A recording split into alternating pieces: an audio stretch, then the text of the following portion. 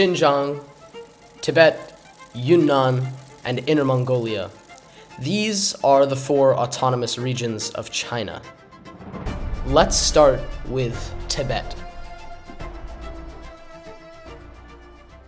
Throughout most of its history, from the Tang Dynasty to the Tibetan Empire in the 8th century, Tibet had been relatively independent politically.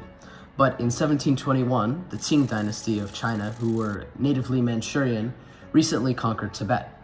Now, this was of some sort of contention because both the Manchurian court in Beijing and the Jungar court in Mongolia in the eastern steppe were kind of vying for the Dalai Lama's support and power as a sort of legitimization to the multiple wars that they were fighting against each other. Now, at the end of the day, Kangxi had won, and the Qing dynasty established firmer control over Tibet, while still giving it some of its own autonomy throughout history. Now, this was up until 1912, and in 1912, the Qing dynasty fell.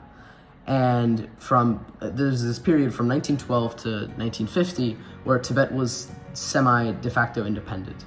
Now, at this point, the Kuomintang, or the leading party that had ruled China after the Qing dynasty fell, had some control over Tibet, but they were mostly preoccupied with fighting the PRC that was first in Manchuria, after Mao's long march from the south up to the north, and then from Manchuria, and eventually they lost. The Kuomintang lost the war, and the PRC won.